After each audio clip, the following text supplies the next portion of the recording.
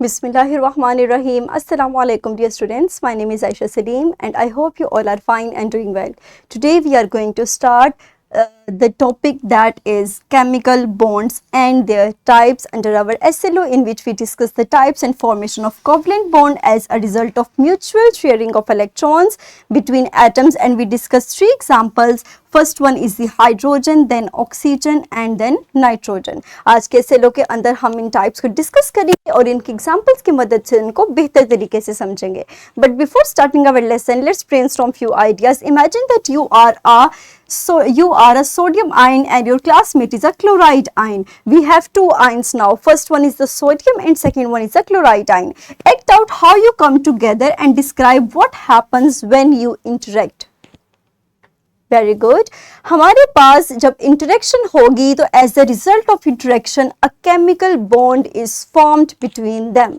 Now आज के lecture के अंदर हम इसी टर्म को एक्सप्लेन करेंगे, इसी टर्म को डिस्कस करेंगे और इसकी टाइप्स को समझेंगे. तो केमिकल बॉन्ड को अगर हम देखें तो हमारे पास chemical bond, the question that first arises is how chemical bond is formed. So keep in mind that when an atom receives or donate electron to an other atom, a bond is formed between them. And there are two ways जिनके जरिए से हमारे पास bond formation होती है. First one है हमारे पास या तो इलेक्ट्रॉन्स की शेयरिंग हो रही हो या फिर इलेक्ट्रॉन्स का लॉस या एक्सेप्टेंस हो रही हो.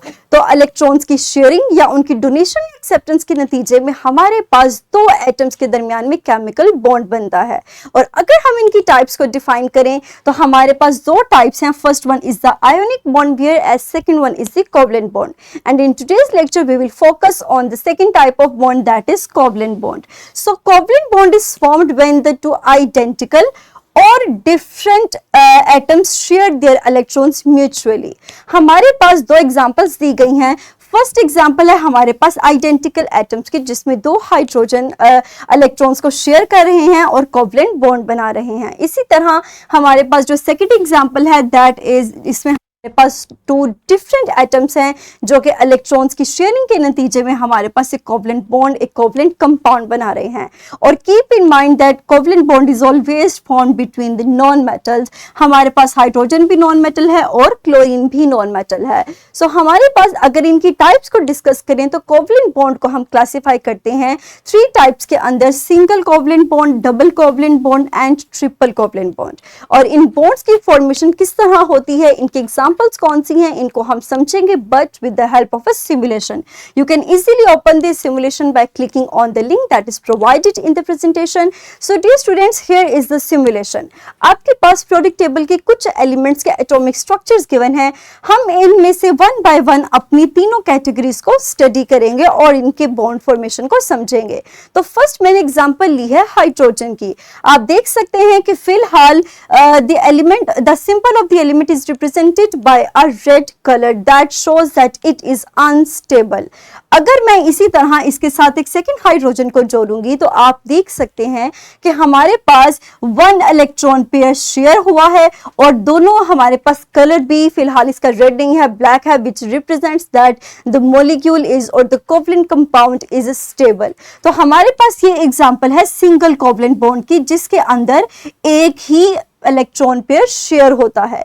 इसी तरह अगर हम डबल कोवलेंट बॉन्ड की बात करें तो हम एग्जांपल लेते हैं ऑक्सीजन की. आप देख सकते हैं कि जैसे ही मैंने ऑक्सीजन को रखा, मैंने इनको कंबाइन नहीं किया, इन्होंने शेयरिंग नहीं किया इलेक्ट्रॉन की, तो दोनों के सिंबल को रिप्रेजेंट किया जा रहा है रेड कलर से, that shows that they are unstable.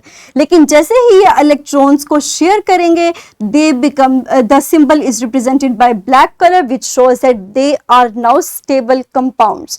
Furthermore हमारे पास ऐसी फॉर्मेशन जिसके अंदर दो इलेक्ट्रॉन पेयर्स शेयर होंगे, इस तरह की फॉर्मेशन को हम कहते हैं double covalent bond. You can easily observe in the given structure that two pairs are shared between two atoms of oxygen. तो ये हमारे पास था डबल कोवलेंट बॉन्ड. इसी तरह अगर हम एक फर्दर एग्जांपल को डिस्कस करें दैट इज ऑफ नाइट्रोजन. तो हमारे पास नाइट्रोजन के जब मैंने दो एटम्स को लिया तो they both are unstable, that is represented by the red colour of their symbols. But when जब मैं इन दोनों को कंबाइन करूंगी तो आप देख सकते हैं कि इन दोनों के दरमियान में हमारे पास 3 इलेक्ट्रॉन पेयर्स शेयर हो रहे हैं, और इस तरह के इलेक्ट्रॉन पेयर, इस तरह की शेयरिंग को, इस तरह की फॉर्मेशन को हम ट्रिपल कोवलेंट बॉन्ड का नाम देते हैं। तो आपने देखा कि हमारे पास अगर सिंगल कोवलेंट बॉन्ड की एग्जांपल हमने ली तो हाइड्रोजन की ली, इसी तरह अगर मैंने डबल कोवलेंट बॉन्ड की एग्जांपल ली तो मैंने ऑक्सीजन की ली। तो ये हमारे पास कुछ एग्जांपल्स हैं सिंगल कोवलेंट बॉन्ड की, डबल कोवलेंट बॉन्ड की एंड ट्रिपल कोवलेंट बॉन्ड की। और इसी तरह से हमारे पास शेयरिंग के नतीजे में ये 3 तरह के कोवलेंट बॉन्ड बनते हैं। फर्दर हम चलते हैं अपनी स्लाइड की तरफ जहां हम अपने लेक्चर को प्रोसीड करेंगे। तो dear students, here is an activity. आपके पास कुछ मॉलिक्यूल्स, कुछ कंपाउंड्स गिवन है, that is chlorine, hydrochloric acid, water and methane. आप इनके स्ट्रक्चर को ड्रॉ कीजिए और इनको लिखिए, इनको बताइए कि आइदर इनके दरमियान में डबल कोवलेंट बॉन्ड बन रहे हैं, सिंगल या फिर ट्रिपल कोवलेंट बॉन्ड है। मुझे उम्मीद है कि आप इसको इजीली सॉल्व कर लेंगे। So quickly pause your video for few seconds and solve this worksheet. Very good. मुझे उम्मीद है कि आपने इसको इजीली सॉल्व कर लिया होगा। Let's now summarize the lesson. In today's lesson, we'll discuss the term that is covalent bond, chemical bond.